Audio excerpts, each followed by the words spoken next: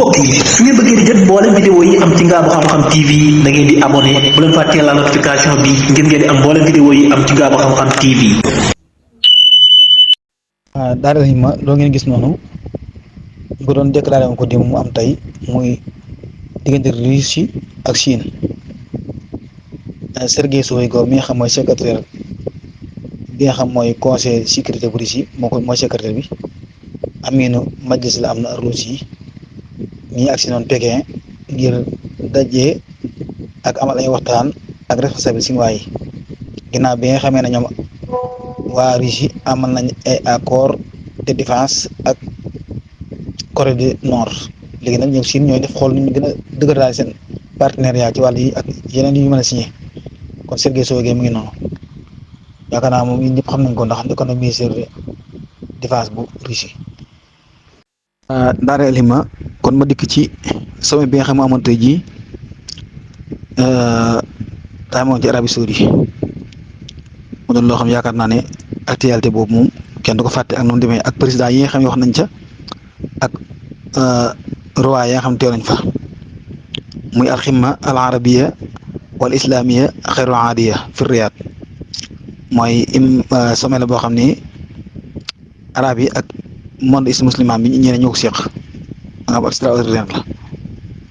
bi ci njëkk nag mooy ñi nga xam ñoo ko dalal mooy lu mel ne ki Arabie Saoudite Mohammed bin Salman jiite loola ci loolu ñu dikk ay kàddoom dana xaw a gudd na ndax président yi ku ci ne li nga wax dañ koy indi ñu xam ku ci ne la ma ji sa position ci sommet bi suñu président moom dugaloon naa li mu waxoon moo tax ma comme Arabie Saoudite la njëkkee nag walil haada raisu majlisi wasara as-saudi al amir Mohammed bin Salman xilaal iftitaaxil qimma al arabiya wal islamiya xayru aadiya fi Riyad tanxaqidu haasi al qimma imtidaadan lil qimma al musharaka السابقة في استمرار الاعتداءات الإسرائيلية الآسمة على الشعب الفلسطيني الشقيق وعلى لبنان loolu mooy tamhidul kalimaat presse héritier bu Arabie Saoudite nekk njiitu conseil des ministres bu Arabie Saoudite Mohammed bin Salman ci biir bi muy ubbi sommet bi nga xam moom moo ubbi sommet bi kon moo ko dalal moo ko ubbi mooy sommet extraordinaire nee na sommet bii mi ngi am ci ginnaaw boo xam ne ni amoon nañ beneen sommet boo xam ne nii moo ko jiitu woon te loolu lépp mi ngi am ci biir Israël wéy gu wéy di def ab yoolaa ak jalgati goo xam ne gu ñaaw la ci peuple palestinien bi nga xam ne si ñoo ay frère lañ ak Liban nee tax moo tax mu ne ñoom ñiy fetli seenu taxaw ci peggu ñaari peuple yooyu yi di peuple libanais ak peuple palestinien ci jàmmaarloo gu ñu jàmmaarloo agression yi nga xam Israël koy def nee na tamit ñi ngi sàkku ci communauté internationale mu arrêté yii violence waaw wanu taalibu al mujtama ad-dawli bi wax fi haasi ihtidaat nee tamit ñuy fedd li nécessaire taxawal état Palestine waaw nee na lu mënta ñàkk waaw ci li nga xam ne moom la amaloon ci loolu ñu signé woon ci 1967 te it loolu mënta ñàkk nag ñu sàmmante loolu yi ak souveraineté ab Liban kàddu yu toppaat ci sommet bi muy al aminul ham li jaamaat dowal al arabiya Ahmad Abul Ghid nag mooy secrétaire général de Ligue arabe moom nag nekkoon na ci jamono Hosni Moubarak ministère des affaires étrangères ci lu yàgg kon ko xam foofu la lii mu yor niitu Hamru Moussa tamit nekkoon ca nee na Israël jëmam li mu bëgg rek mooy faagaaga peuple palestinien ci Gaza ak gàddaay loo leen la fa dese ko néew par force waaw yaakaar ci Palestine amoon ci état indépendant mu faat loola rey ñëpp te it nag loolu mu bëgg noonu du mën a réussir mukk inna haza lan yatahaqqaq abadan Ahmad Abul Ghid nag mi nga xam mooy secrétaire général bu Ligue arabe nee na sommet tey jii kat dana ëmb benn lettre boo xam ne nii monde bépp si ñoom la jëm boo xam ne lettre boobu xam nañ ne catastrophe ak li nga xam ne nii Israël mi ngi koy def nii loolu kenn mu ko supporté waaw te it loolu négatif la ci communauté internationale waaw ñoom communauté internationale bu ñu seetaan loolu kon loolu Ahmad Abul Ghid mi secrétaire général bu Ligue arabe moo ko wax nga ñëw ci président Mahmoud Abbas ñi nga xam mooy rais sultan al Palestine président autorité Palestine Mahmoud Abbas nag nee na ñuy sàkku ñu appliquer résolution bi nga xam ne moom la conseil de sécurité defoon ci li muy àtte la résolution boobu te di ko sàkku mooy armée Israël retiré ba jeex tàkk ci bande de Gaza te it ñi nga xam ñoo war a doxal bande de Gaza autorité palestinienne ñoo ko dox mooy nu taalibu bi tatbiixi xaraari majlisil amn alxaadi bin sihaabi jaysil ihtilaal min xitaan xissa wa tawalli sulta al palestiniya idaarat al qitaa loolu la wax. nee na tamit ñuy sàkkuwaat ba tey ñu suspendre membre boo xam ne nii Israël da ko nekk membre ci Nations Unies aj googu nag ñu ngi koy wékk ci fii respecté wul rek application yi nga xam ne moom la résolution yi Nations Unies def yëpp daal ak wéy gi muy wéy ci toggoo ay génocide ci bande de Gaza fii mi ngi ko def rek ñu aj ko bañ a nekk bañ a am benn wàccuwaay Israël moom tey daa rey ba sonn xam naa te nga xam ne ñi tekkuñ dara li war ci arab yi ak umma islami bi nag nee na mooy ñu teg Israël métti métti ak te it am solidarité bu dëgër la seen diggante kon loolu Mahmoud Abbas wax ci sommet bi nga xam moo am tey jii nga ñëw ci roi Jordanie yi Abdullah Sani nee na son boobu ñu nekk muy Moyen-Orient bi mi ngi dund crise boo xam ne nii métti na métti goo xam war naa tax ñu gaaw immédiatement def yëngutu immédiatement pour mën ko arrêter ndax lu ëpp at a ngi nii depuis bi nga xam Israël lancé na guerre am boobu ci Gaza dara mënu ko taxawal ba ci communauté internationale mënu ko taxawal loolu nag moo tax Israël di fitteerlu ci crime yi muy def ak agression yi muy def ñoom ñëpp dañuy wax kàddu yu neex waaye kenn waxu ci dëgg kon li ñu war nag moo ñu taral suñuy effort ngir mën a dindi barrage bi Israël def ci bande Gaza ak noot gi mu leen not arrêté catastrophe humanité bi nga xam ne nii moo am ak monté gi ñu monté di teg ay ci Jordanie bi te it bu loolu jàllee tamit nañ soutien souveraineté bu Liban ak sécurité am ak arrêté guerre bi loolu la Abdullah Sani mi waa Jordanie wax donte moom ci ko politique la bokk. nga jógee foofu ñëw ci président Égypte nee na Abdel Fattah Saay-Saay mi nga xam ne moo yées ñooñu nee na zone bii di Moyen-Orient de avenir am ak monde bi avenir monde bi lépp rek nekk na ci croisement boo xam ne day mel teqale koo jërëjëm ndax li ko waral lépp mooy agression bi Israël di ko def te kenn mënu ko nangu nag ci suuf Palestine ak Liban waaw loolu nag ñëpp di seetaan yaa ci jiitu moo tax nee na ñuy condamné di lànk nag di bañ mboolem plan yi nga xam Israël mi ngi koy def te plan yëpp day wiise classé rek dossier palestinien bi sànni ko ci àll ba rawatina nag gàddaayloo gi ñu gàddaayloo peuple palestinien ne loolu kenn mënu ko nangu say bon bi yow waxoo dëgg nga ñëwaat ci président Turquie Recep Tayyip Erdogan nee na gouvernement Netanyahu day wéer ay attaques am ci Liban di monter tension bi nga xam moo am seen diggante ak Iran di présenté lenn ci état occidentaux yi mboole seen tamit ñoom ñi ngi joxe ay aide daal ñoom ñi ngi joxe ay aide di ko dimbale Israël communauté internationale ak umma islami bi tamit ñi taxaw di seetaan waaw ba tax situation fi àgg maa nga fa tey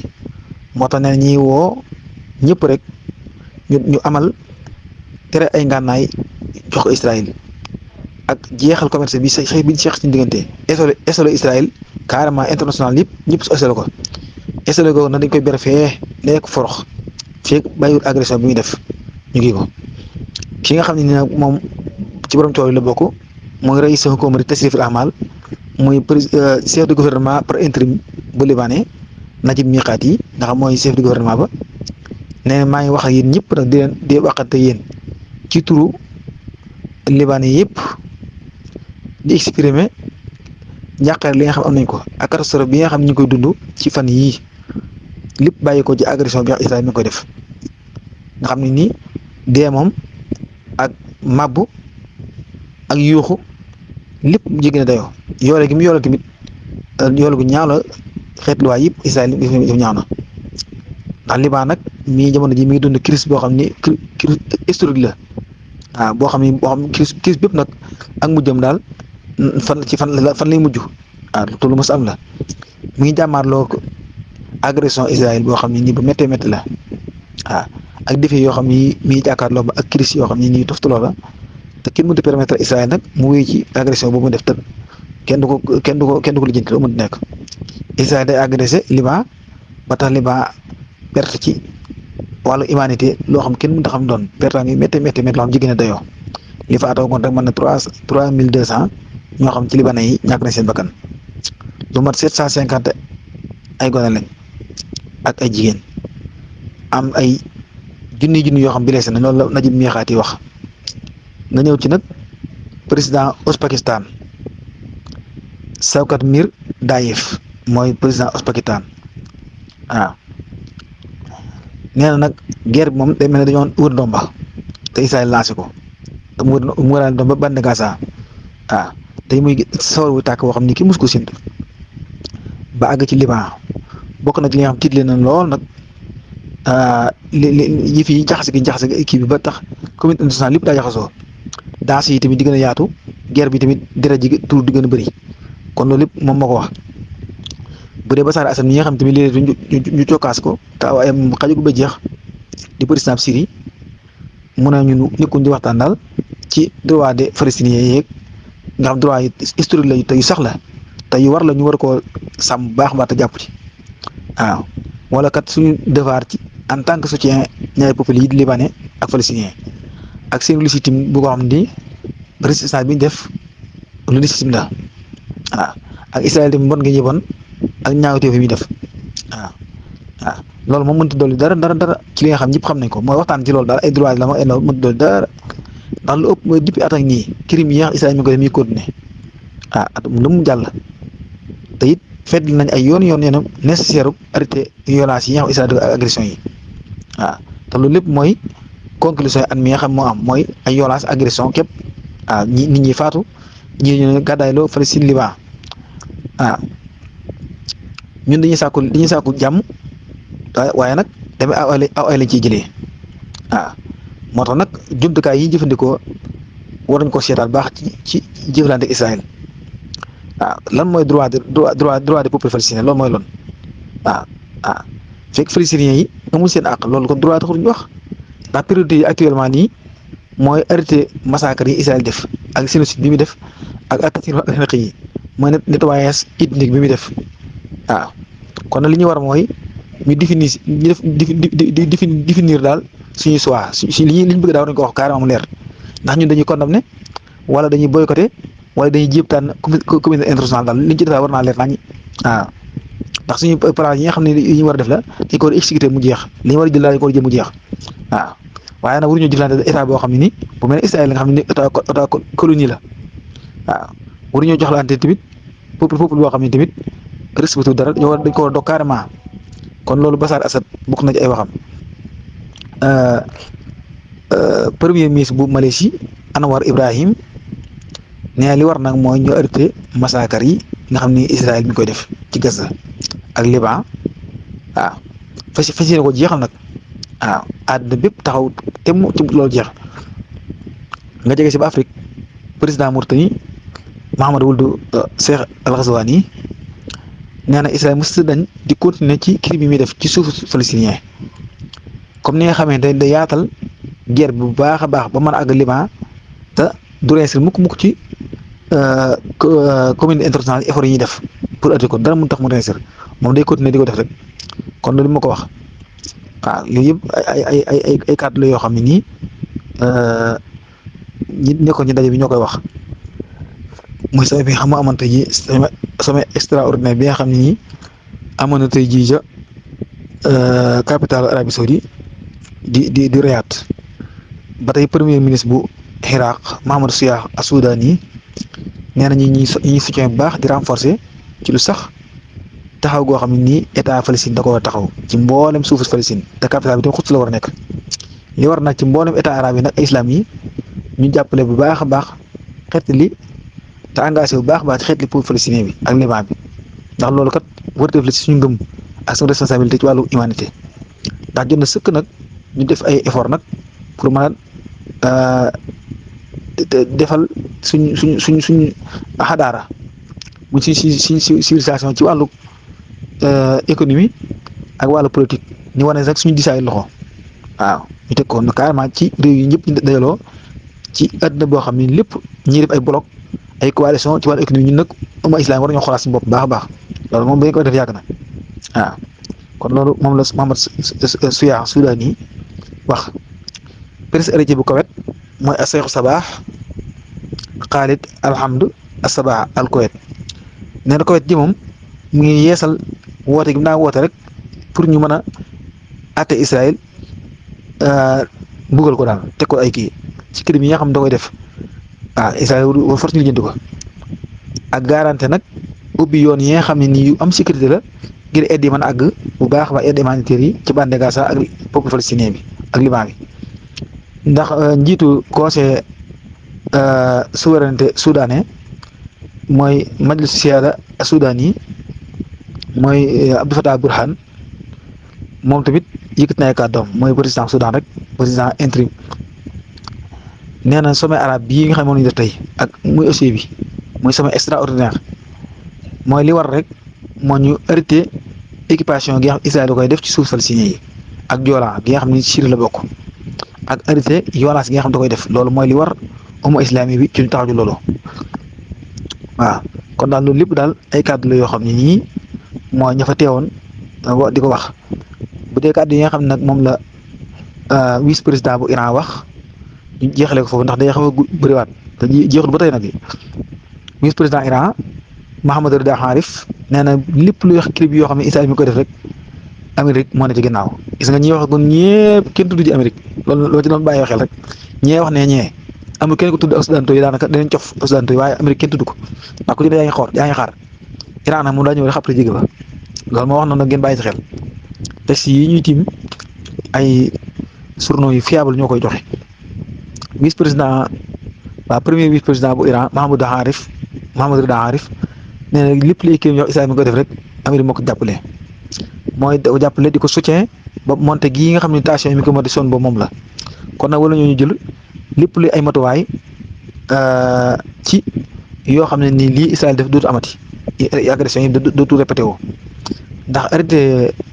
soxi yi ci Gaza ak Liban ak coordonné goo xam ne gu gaaw a gaaw la au niveau international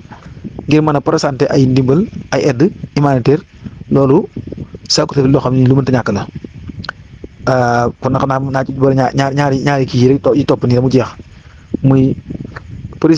premier ministre bu Pakistan Mahamadou Shahbaz Sharif ci biir sommet bi nga xam ne mooy sommet arabe bi ak islamique bi nga xam extraordinaire la nee na li war mooy ñu arrêté sox yi nga xam ne ni arrêté gi nag amul benn sart dañ ko arrêté immédiatement ci bande Gaza gaw giñ gaw Gaza tamit ba tax dër mu faa dem ñu dindi ko te fexe ba aide yi ñu war dimbalee ci wàllu alimentaire ak humanité na fay àgg ci wàllu docteur ak yëpp daal na fa àgg waaw aaye tamit jaay ay ngànnaay Israël waaw président Soumal Hassan Sheikh Mahmoud nee na ñuy woo communauté internationale mu coordonné effort yi muy def pour mën a aar peuple palestinien ak arrêté guerre bi nga xam ne nii tamit moo am seen diggante kon yooyu yëpp daal ay kàddu la yoo xam ni ñi kilifa yooyu ngi teewoon ci sommet boobu kàddu yooyu mi noonu ñu ngi jégalu baax ci guddaay gi te kii texte yi nag yëpp mi ngi fi moom texte yi mi ngi fi texte yëpp mi ngi fi conclusion yi tamit mi ngi fi waaw procès résolution bi nga xam ne moom lañ def ci sommet bi buñ dugalee audio boobu indi ko te yemale ko foofu maa ngi siyaar ñëpp.